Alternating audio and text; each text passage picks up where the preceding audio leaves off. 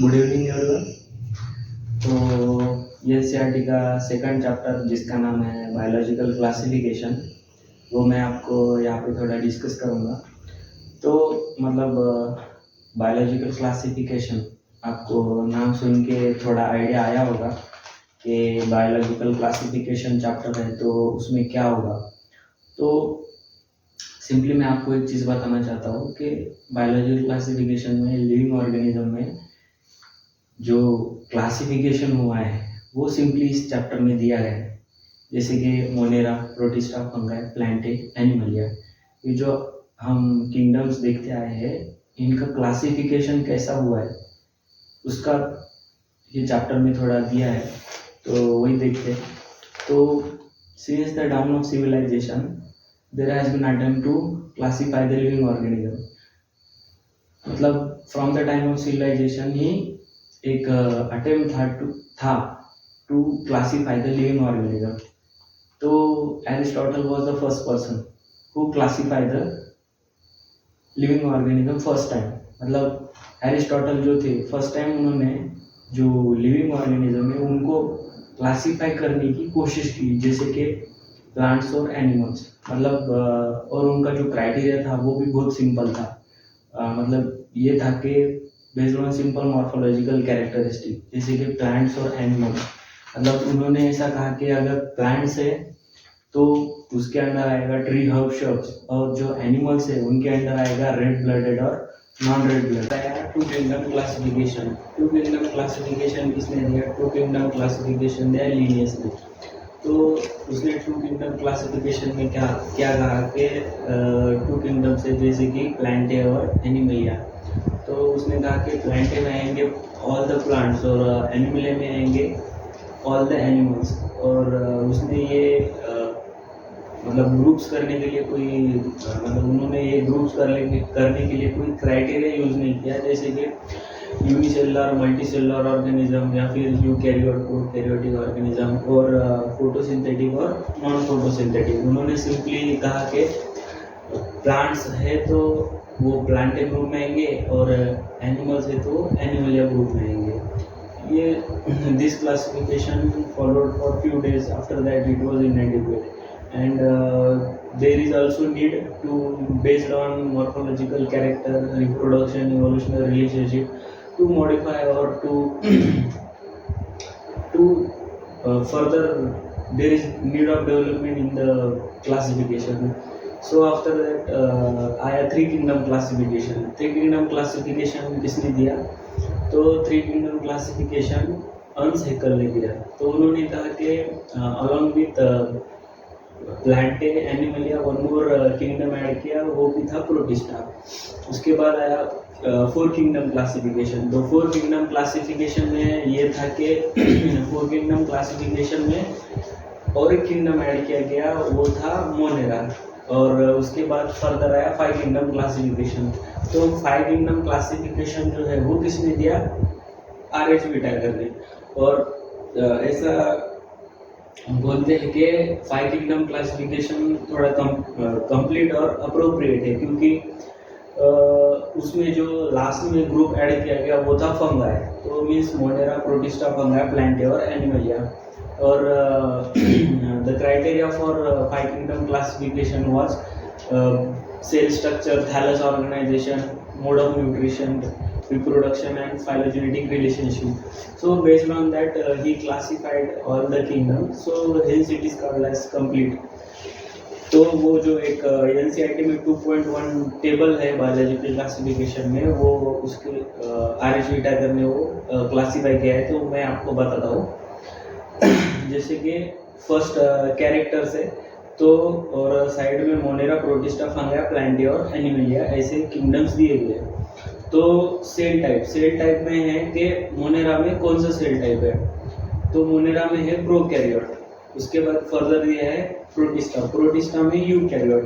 आपके पास एनसीईआरटी है तो आप एनसीईआरटी का बुक ओपन करके उसमें बायोलॉजिकल क्लासिफिकेशन चैप्टर में 2.1 टेबल देखो। तो प्रोटिस्टा में है यूकैरियोट, फंगाई भी यूकैरियोट, प्लांट है यूकैरियोट, एनिमलिया यूकैरियोट। उसके बाद है cell wall. Cell wall Monera का कैसा है, non cellulosic polysaccharide plus amino acid, मतलब उनका सेल वॉल नॉन सेलुलोजिक है और वो पॉलीसैकेराइड प्लस अमाइनो एसिड से बना हुआ है। उसके बाद प्रोटिस्टा। प्रोटिस्टा में ऐसा है कि cell wall in some of the protista cell wall present and in some of the protista cell wall is not present। Fungi, तो फंगाई में सेल वॉल का क्या है, तो फंगाई में सेल वॉल प्रेजेंट है लेकिन वो नॉन सेलुलोजिक है और सेल वॉल वो मोस्टली काइटिन स्ट्रक्चर से फॉर्म हुआ है। और उसके बाद आएगा प्लांटे। तो प्लांटे में ऐसा है कि जो उनका सेल वॉल है वो सेलुलोजिक है, मतलब सेलुलोज से फॉर्म हुआ है। उसके बाद एनिमलिया में सेल वॉल नहीं है, मतलब all the animal kingdom does not have cell wall. उसके बाद आएगा न्यूक्लियर मेम्ब्रेन मोनेरा में एब्सेंट है, बाकी प्रोटिस्टा, फंगा, प्लांटे, एनिमलिया ये सब में प्रेजेंट है। उसके बाद आया body organisation. Body organisation means tissue, cell, tissue, organ system, ये इन सब में बॉडी ऑर्गेनाइजेशन डिफरेंशिएट होता है। तो मोनेरा का जो बॉडी ऑर्गेनाइजेशन है वो सेलुलर है, प्रोटिस्टा का भी सेलुलर है, फंगाई का मल्टी सेलुलर है। उसके बाद प्लांट है, उनका मल्टी सेलुलर और टिश्यू ऑर्गन्स। और एनिमलिया किंगडम का है organ system, well develop organ और ऑर्गन सिस्टम। उसके बाद है मोड ऑफ न्यूट्रिशन। तो मोड ऑफ न्यूट्रिशन आएगा मोनेरा प्रोटिस्टा का ऑटोट्रॉपिक हेटेरोट्रॉपिक बोथ। मोनेरा का आएगा ऑटोट्रॉपिक भी और हेटेरोट्रॉपिक भी। और ऑटोट्रॉपिक में फोटोसिंथेटिक भी आएगा, कीमोसिंथेटिक भी आएगा, और हेटेरोट्रॉपिक में सैप्रोफाइटिक और पैरासाइटिक। और प्रोटिस्टा में सेम आएगा, ऑटोट्रॉपिक भी आएगा, हेटेरोट्रॉपिक भी आएगा, लेकिन ऑटोट्रॉपिक में ओनली फोटोसिंथेटिक आएगा। उसके बाद आएगा fungi only heterotrophic, saprophytic only parasitic और सैप्रोफाइटिक। उसके बाद आएगा प्लांट। तो आप जानते हो प्लांट्स ऑटोट्रॉप्स होते हैं, तो मोस्टली नहीं, प्लांट्स ऑटोट्रॉप ही है। उसके बाद आएगा एनिमलिया। तो एनिमलिया का ऐसा होगा कि वो होगा हेटेरोट्रॉप लेकिन होलोजोइक और सैप्रोफाइटिक, ये होगा मोड ऑफ न्यूट्रिशन। अभी एनसीईआरटी में फर्दर जो दिया है मैं आपको रीड करके बताता हूँ।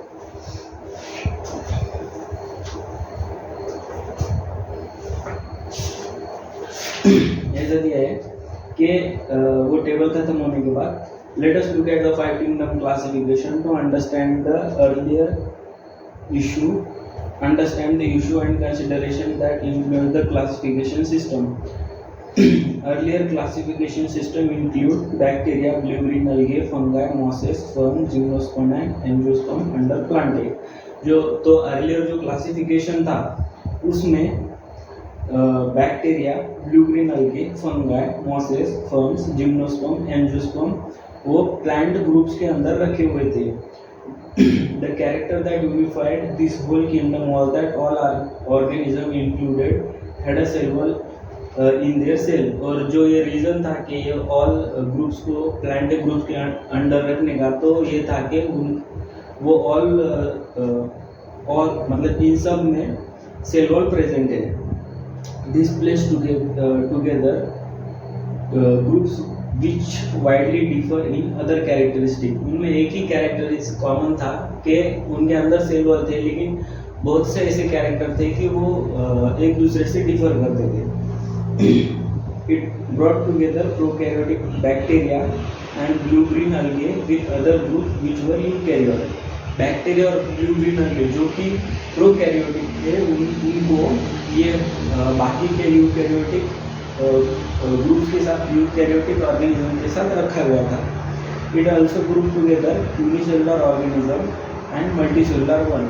और यूनिसेलुलर और मल्टीसेलुलर भी एक साथ ही रखे गए थे यही ग्रुप में, जैसे कि Chlamydomonas and Spirogyra were placed under अलगी।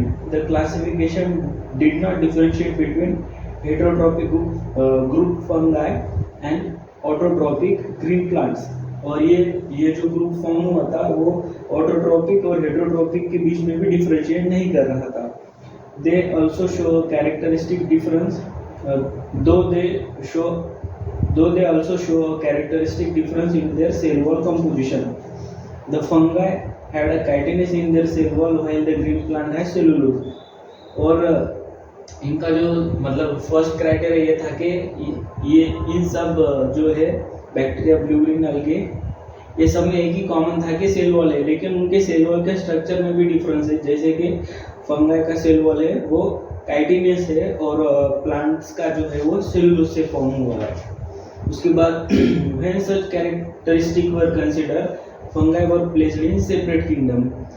जब ये कैरेक्टरिस्टिक कंसीडर किए गए तो फंगाई को एक अलग किंगडम में रखा गया। All prokaryotic organism were grouped under kingdom Monera and the unicellular eukaryotic were placed in kingdom protista. तो all the unicellular prokaryotic थे उनको मोनेरा किंगडम में रखा गया और यूनिसेलुलर यूकैरियोटिक थे उनको प्रोटिस्टा किंगडम में रखा गया। Kingdom protista had brought together Chlamydomonas, Chlorella with Paramecium and Amoeba, which were earlier placed in the animal kingdom which lacks cell wall. It has put together organisms which in earlier classification were placed in different kingdoms. This happened because the criteria for classification changed. The kind of change will take place in future too. और future में जाके भी ये change हो सकता है classification में। Over time, an attempt has been made to evolve the classification system, which reflect not only morphological, physiological, reproductive similarity, but it also phylogenetic, that is based on evolutionary relationship. मतलब जैसे time बीतता जाएगा मतलब classification और आगे बढ़ता जाएगा या फिर डेवलप होता जाएगा। In this chapter we will study characteristic of kingdom Monera Protista Fungi of Whittaker system. Kingdom Plantae Animalia commonly referred to as plant and animal kingdom, और वो अपन थर्ड और फोर्थ चैप्टर में देखेंगे। Thank you.